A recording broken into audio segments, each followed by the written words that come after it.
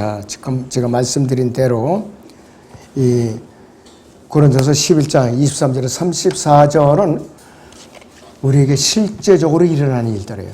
이 주의 만찬이라고 제목을 정했는데, 자, 주 예수 그리스도께서 이 땅에 명령하신, 지역교회에 명령한 것이 딱 두 가지밖에 없어요. 주의 만찬과 침례입니다. 그 외에는 어떠한 의식도 허락한 적이 없어요. 어떠한 의식도.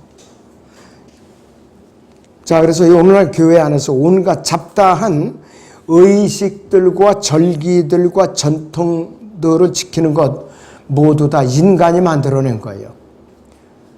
우리나라 교회가 착각하는 것이 여러 가지가 있는데 7가지 절기를 지키는 교회들도 있어요. 맥추절, 장막절, 추수절 이런 거 우리한테 명령하신 적이 없어요. 어느 교회 강단에 가보면은 맥추절이라고 이 강단 앞에다가 시장에서 과일을 잔뜩 사다가 장바구니에 차려놓는 교회도 있어요. 그 잘못된 거예요. 그리고 심지어는 이 강단에다가 그 비싼 꽃을 매주마다 잔뜩 이렇게 또 치장을 해놓거든요. 물론 좋게 보이고 청결해 보이는 건 좋은데 얼마나 낭비냐 이거예요. 그 돈이면은 그런 그 규모의 교회면은 많은 사람들 구제도 할 수 있고 또 손경험금도 보탤 수가 있어요. 너무 안타깝더라고요. 첫째는 주의 만찬을 기념해야 하는 성경적 이유가 있어요. 성경적 이유가. 본문 23절에서 26절을 보겠습니다. 내가 주께로부터 받은 것을 너희에게 전달해 주었나니 이는 주 예수께서 넘겨주시던 그 밤에 빵을 가지고 감사를 드리며 떼어 말씀하시기를 이것은 너희를 위해 쪼개진 나의 몸이니 받아 먹으라. 이것을 행하여 나를 기억하라고 하셨으며 식후에도 이와 같이 잔을 가지고 말씀하시기를 이 잔은 나의 피로 된 새 언약이라. 이것을 행하여 너희가 마실 때마다 나를 기억하라고 하신 것이라. 너희가 이 빵을 먹고 이 잔을 마실 때마다 주의 죽으심을 그분께서 그분이 오실 때까지 선포하는 것이라고 그랬어요. 자, 신약시대에 성령으로 거듭난 성도들은 예수의 피로서 혼의 구속을 받은 그리스도인들은 더 이상 죄사함을 받기 위해서 주의 만찬에 참여하는 것이 아니에요. 죄사함을 받기 위해서. 신약시대 그리스도인들의 주의 만찬에 참여하는 것은 예수 그리스도와 교회가 맺은 새 언약 때문에 그런 것이에요. 자, 주의 만찬에 참여하는 당위성은 3가지로 강조하고 있어요. 첫째는 예수 그리스도의 명령에 복종하는 것이에요. 24절에 있는 대로. 두 번째는 주 예수 그리스도께서 그분께서 갈보리 십자가에서 왜 죽으셨는가? 그 죽으심을 기억을 하는 것이고, 세 번째는 주 예수 그리스도의 죽으심은 그분께서 오실 때까지 공중 재림으로 성도들을 데리러 오실 때까지 어떻게 하는 것이냐? 선포하는 것이에요. 우리가 선포하는 것이에요. 근데 1년 내내 입을 꼭 다물고 전혀 전하지 않는 사람들이 있어요. 이건 주님의 명령에 정면으로 위반하는 사람들이에요. 안 된다 이래 갖고.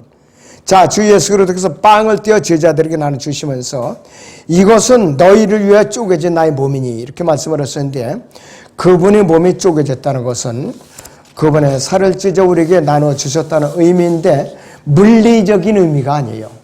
물리적인 의미라면 예수님께서 지금도 수도 없이 각 교회 강단에서 계속 찢겨져야 돼요. 근데 로마 카톨릭이 그런 짓을 하고 있더라 이것이요. 주의 만찬 전에 통상적인 먼저 식사를 했습니다. 예수님의 12 제자들도 만찬이 있기 전에 먼저 식사를 했어요. 그리고 나서 주의 만찬을 한 거예요. 자, 그런데 그러면은 횟수는 어떻게 되느냐? 1년에 몇 번이라고 정해진 게 없어요, 성경에. 다만 그 교회에서 정하면 되는 거예요. 저 교회는 이제 분기별로 한 번씩 합니다. 분기별로. 자, 그런데 주의 만찬에서는 빵을 먹고 잔을 마실 때마다 나를 기억하라고 했어요. 나를 기억하라고. 무슨 기억이냐? 희생의 의미를 기억하라 이 뜻이에요. 그렇기 때문에 기념하는 것이에요. 그분을 기억한다는 것은 그분의 죽으심을 기억한다는 것이에요. 그분의 죽으심을. 자, 예수 그리스도께서는 그래서 이 잔은 나의 피로 된 새 언약이라 이렇게 말씀을 하셨어요. 그래서 이 새 언약은 무엇인가 이게? 예수 그리스도께서 각자 여러분 자신을 위해서, 죄를 위해서 죽으셨음을 믿는 모든 사람이 그분을 이제 믿음으로 구원을 받고 영혼을 생명을 얻게 된다는 신약적인 언약이라 이것이 바로. 여러분들은 복음을 들었잖아요. 고린도서 15장 3절 4절인 대로 성경대로 그리스도께서 죽으시고 장사가 됐다가 성경대로 셋째 날에 살아나셨다는 것. 이거 복음의 정의라 이것이에요. 그걸 그대로 순수한 마음으로 어린애같이 여러분 믿고 영접했기 때문에 여러분들이 구원받은 거예요. 그럴 때는 만찬에 참여할 자격이 있는 거라 이것이에요. 주의 죽으심을 그분이 오실 때까지 선포하는 거를 써요. 그분이 오실 때 언제? 우리를 데리러 공중으로 오실 때 우리가 몸의 구속을 받는 그 순간까지 우리는 선포하는 것이에요. 그렇기 때문에 이 주의 만찬을 안 하는 것은 비성경적이라 이것이. 그분의 죽으심을 기념하고 그분의 다시 오심을 상기하는 것이 기억한다는 의미라 이것이. 자, 그렇기 때문에 우리는 예수 그리스도의 재림을 간절히 기다린다면 공중 재림, 몸의 구속을 바란다면 주의 만찬은 우리가 해야죠. 그게 당연하죠. 그 주의 만찬도 진지하게 하지 않으면서 주님의 재림을 기다린다. 이거는 이단이에요. 왜? 명령을 어겼기 때문에. 어겼기 때문에 그렇다 이것이. 자, 여러분들이 장로교 간판을 걸어도 문제될 게 없어요. 감리교도 문제될 거 없어요. 성결교도 문제될 것이 없어요. 지옥교 이름을 따서 성경 침례교라고 이름을 붙여도 상관없어요. 문제는 뭐냐? 바른 교리대로 믿고 실행하느냐, 바른 성경을 쓰느냐, 이게 문제가 되는 거예요. 주님의 명령에 철저하게 따르느냐 안 따르느냐, 이것이 문제라 이 말이에요. 그렇다면 두 번째는 주의 만찬에 참여할 수 있는 자격은 어떤 사람인가? 누구든지 교회 출석만 한다고 해서 주의 만찬에 참여하는 건 아니죠. 저는 그런 짓을 거의 10년간 해봤어요. 감리교회 다닐 때. 구원받지 않은 상태에서 주의 만찬을 그냥 허래니까 받아 먹으라니까 먹고 마셨던 거예요. 그리고 정수리에다가 물밑방을 이렇게 떨어뜨려서 이제 구원받았다고 그러고 저희 애들도 그렇게 이제 구원받아 영화세례라고 했으니까. 그런데 나중에 알고 보니까 이것이 하나님을 대적하는 짓을 하고 살았더라 이거예요. 열심히 11절 내고 주일 성수도 했는데 금요 철학기도 됐지만은 바로 살지 않았을까 하나님 앞에 죄가 되더라 이거예요. 자, 우리가 진정으로 하나님의 자녀라면은 교제와 강건함을 위해서 담대하게 나와야 되는데 하나님의 가족으로 새로 태어난 사람, 거듭난 사람만이 주님과 교제하는 식탁에 참여할 권리가 있는 것이요. 여러분 중에도 만약에 누가 구원받지 않은 상태에서 주의 만찬에 참여했다. 그러면 우리 전체가 다 죄를 짓는 거예요. 왜? 한 몸이기 때문에. 누가 자백하지 않은 불결함을 품고 주의 만찬에 참여했다면 우리가 똑같은 죄로 또 더럽혀지는 거예요. 그게 주의 만찬이 중요한 거예요. 그래서 제가 한두 주 전에 미리 광고를 했죠. 마음을 정결케 하시고 자백하지 않은 걸 반드시 자백하고 온전한 마음으로 나오시라고 광고를 했습니다. 자, 그래서 또 징계받은 회원이 있다. 죄를 짓고 징계받은 회원이 있다면은 그 징계가 풀리기 전까지는 주의 만찬에 참여하면 안 돼요. 어떤 사람은 이 교회에서 징계를 받고 돌이키지도 않고 다른 교회를 슬그머니 들어가요. 뒷문으로 들어간다 이거예요. 그 교회에서는 구원 간증을 들어보고 확인도 안 한 상태로 회원으로 다 그냥 받아들여요. 왜? 숫자가 늘어나니까. 그러면 그 교회도 죄를 짓는 것이에요. 그런데 이 일이 지금 기독교 교회 안에서 심지어는 이 성경하고 이 찬송가를 쓰는 이 교회들 안에서도 비일비재가 일어나고 있더라 이거예요. 보통 문제가 아니에요, 이것이.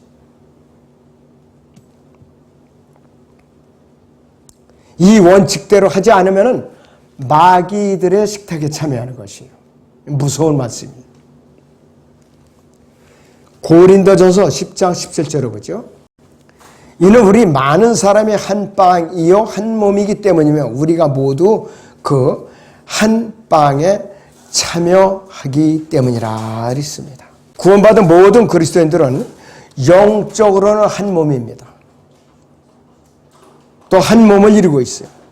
그래서 주의 만찬에서 영적인 그리스도의 몸과 영적인 그리스도의 피의 교제를 나누는데 여러분들 이 주의 몸은 모든 구원받은 성도들로 이루어진 예수 그리스도 안에서 영적으로 형성하는 한 몸, 즉 교회를 말하고 있는 것이에요. 그렇다면은 주의 만찬에 참여하기 전에 살펴야 할 일들이 있죠. 고린도서 11장 27절에 34절을 같이 들여다봅니다. 그러므로 누구든지 합당치 않게 이 빵을 먹고 주의 이 잔을 마시는 자는 주의 몸과 피에 대해 죄를 짓는 것이라. 사람이 자신을 살펴보고 나서 그 빵을 먹고 그 잔을 마셔야 하리니 이는 주의 몸을 분별하지 못하고 합당치 않게 먹고 마시는 자는 자신의 저주를 먹고 마시는 것이기 때문이라. 이 때문에 너희 가운데 많은 사람이 약하고 병들었으며 상당수가 잠들었느니라. 만일 우리가 우리 자신을 판단한다면 판단받지 않으리라. 그러나 우리가 판단을 받는 것은 주께 징계를 받는 것이니 이는 우리로 세상과 함께 정죄받지 않게 하려 함이로다. 그러므로 나의 형제들아 너희가 먹으려고 함께 모일 때면 서로 기다리라. 누구든지 시장하거든 집에서 먹으라. 이는 너희가 함께 정죄받지 않게 하려는 것이라. 나머지 일들은 내가 가서 정리하리라 했습니다. 그런데 고린도 교회가 이걸 어기고 미리 만찬을 함부로 한 거예요. 그러다 그 사람이 병을 시름스로 앓다가 이제 죽은 사람도 있어요, 심지어는. 이렇게 만찬이 중요한 거라 이것이요. 자, 주의 만찬에 참여하기 전에 살펴야 할 일들이 이제 제가 4가지로 간추렸어요. 첫째는 내가 확실히 거듭나는가 이거예요. 성령으로 거듭나는가. 두 번째는 나는 진심으로 하나님을 온전히 믿고 있는가 믿지 않고 있는가 이거예요. 세 번째는 나 자신에게 자백하지 않는 죄가 그들이 품고 있는가. 자백하지 않은 죄가 품고 있는가. 또 세상을 살아가고 있지는 않나. 나의 몸과 마음이 상태가 정결한가. 나는 꾸준히 예수 그리스도를 증거하고 있는가. 성경을 읽고 기도를 열심히 하고 있는가. 네 번째는 주 예수 그리스도께서 나에게 개별적으로 주신 명령들에 순종하고 있는가. 사람마다 개별적으로 받은 명령들이 있어요. 겉으로는 모르죠. 그 사람에게 개별적으로 내린 명령이기 때문에 이 중에 한 가지라도 어긋나면 안 돼요. 다 살펴야 돼요. 여러분들 주의 만찬을 생각 없이 받았다가는 낭패를 보게 되는 것이에요. 교회 전체가 죄를 짓게 만드는 것이에요. 그래서 한 몸은 이런 그리스도인들이 주의 만찬을 통하여 교제로 나눌 때 이에 참여하는 자는 모두가 정결해야 된다 이것이에요. 자백하지 않은 죄로 더러운 상태에 있으면서 주의 몸의 교제에 참여하는 것은 주의 몸을 모독하는 것이요 주의 몸에 대해서 죄를 지는 것이라고 했어요. 자, 그래서 자신의 죄를 자백하지 않고 마음속에 숨겨놓음으로써 하나님과의 관계가 온전하지 못한 상태에서 주의 만찬에 참여하여서 빵과 잔을 나눈다. 그 사람은 교회 전체에 죄를 짓고 같은 지체들이 다 오염이 되게 만드는 거라 이것이요. 그래서 우리는 부지런히 자신을 정결하게 하는 삶을 살아야 되는 것이죠. 그래서 우리가 저주를 받는다는 것은 별로 반가운 말이 아니죠.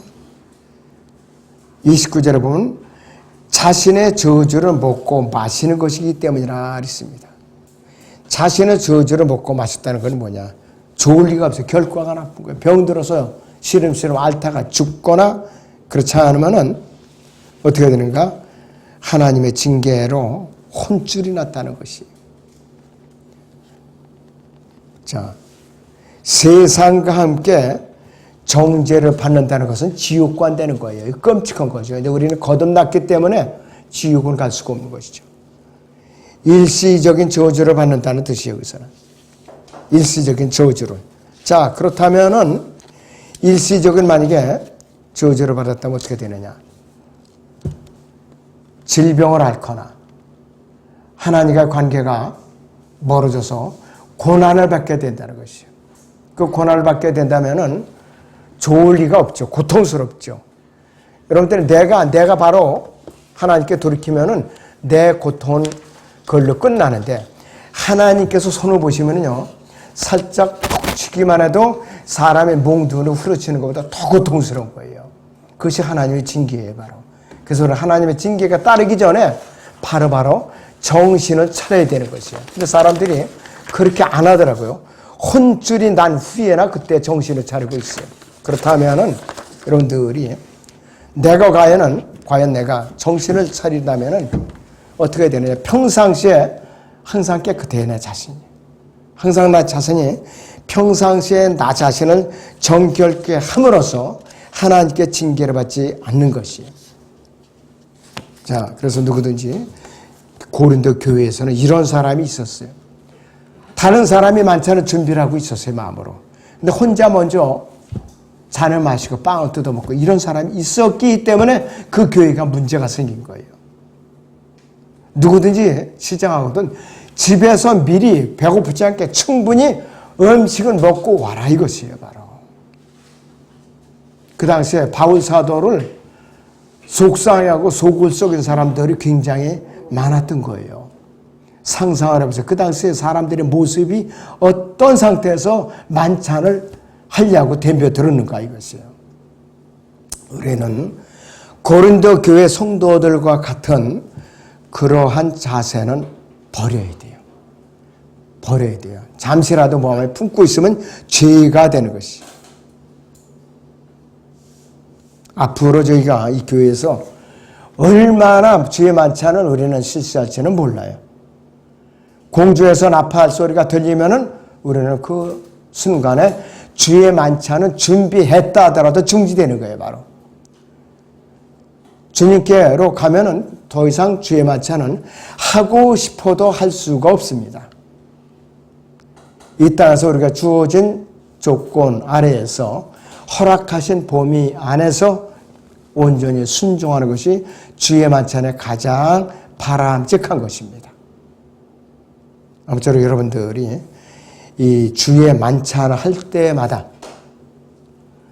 눈이 강조하지만은 몸이 불결한 상태는, 마음이 불결한 상태는 아예 그날은 만찬을 안 받는 게 좋아요. 누가 흉보지 않아요. 왜? 자신의 마음의 문제이기 때문에. 그냥 잔이나 빵이 지나갈 때마다 그냥 안 받겠다고 사용하면 그걸로 끝나는 거예요. 그래서 저 사람 보고 죄진 게 곤란하니까 죄 만찬 안 해보다. 흉볼 사람 아무도 없어요. 그거는 자신을 위할 뿐만 아니라 이 교회 전체를 위하는 길입니다. 그렇게 아시고 여러분들이 주의 만찬을 앞으로 이제 시행할 때마다 그러한 원칙에 의해서 주의 만찬을 받을 때에 하나님께서 기뻐하실 겁니다. 기도하겠습니다.